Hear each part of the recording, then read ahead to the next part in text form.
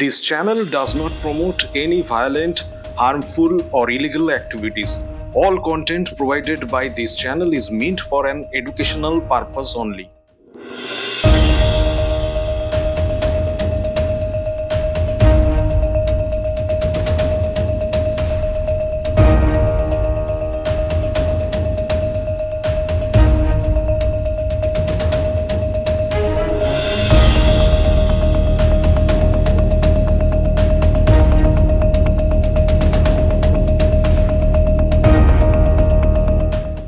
হবে কি জমিটা আজকে 3 মাস বন্ধ আছে, চাষ হয় না।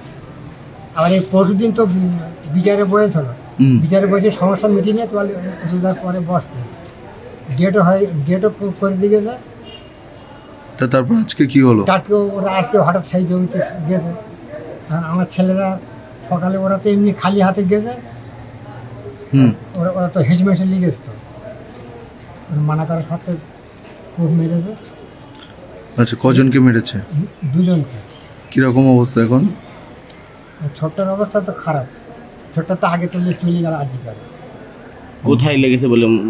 এই মাথায় মেরেছে, মাথায় আর ঘাড়ে।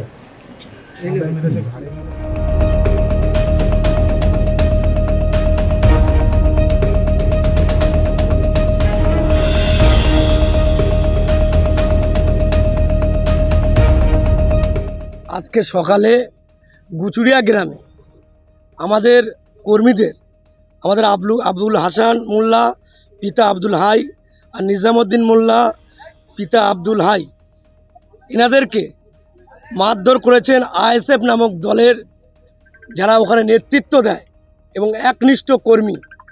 আপনারা জানেন নওশাদ সিদ্দিকী সাহেব, উনি গ্রামে গ্রামে এসে এই যে জনসংযোগের নামে সাধারণ মানুষের ওপর অত্যাচার করতে বলছেন, সেই উস্কানিমূলক কাজ উনি প্রত্যেক গ্রামে গ্রামে গিয়ে এইসব কথাবার্তা বলে দিয়ে ওনাদের কর্মীদেরকে উৎসাহিত দিয়ে এইসব ঘটনাগুলো ঘটাচ্ছেন।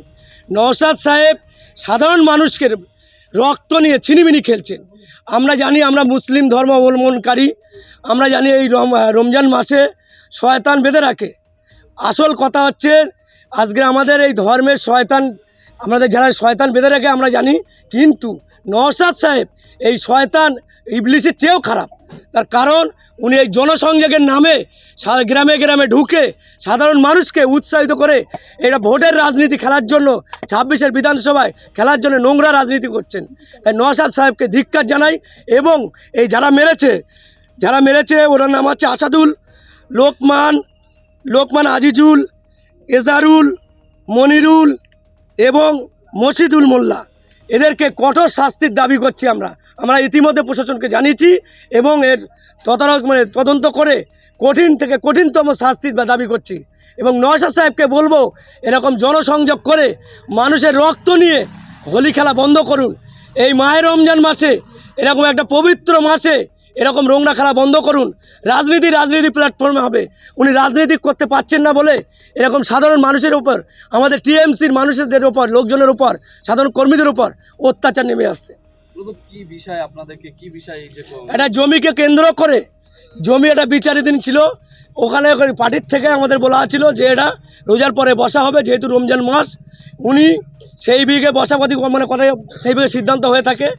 আজকে গিয়ে উনি সেই জমি থেকে নাঙল চড়ছিলেন, সেখানে এনারাকে বললে হেঁসো দিয়ে এলো পাতাড়ি কোপ মারে।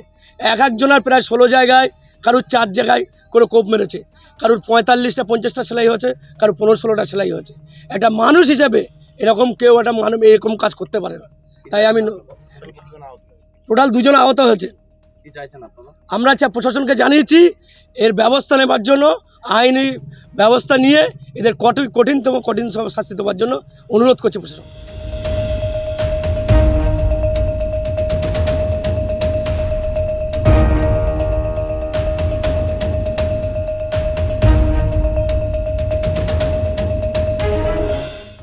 আমাদের ভিডিও ভালো লাগলে লাইক এবং শেয়ার করুন। কমেন্ট সেকশনে গিয়ে জানান আপনাদের মতামত। আরও ভিডিও পেতে আমাদের চ্যানেল সাবস্ক্রাইব করুন এবং প্রতি মুহূর্তে খবরের আপডেট পেতে প্রেস করুন বেল আইকন।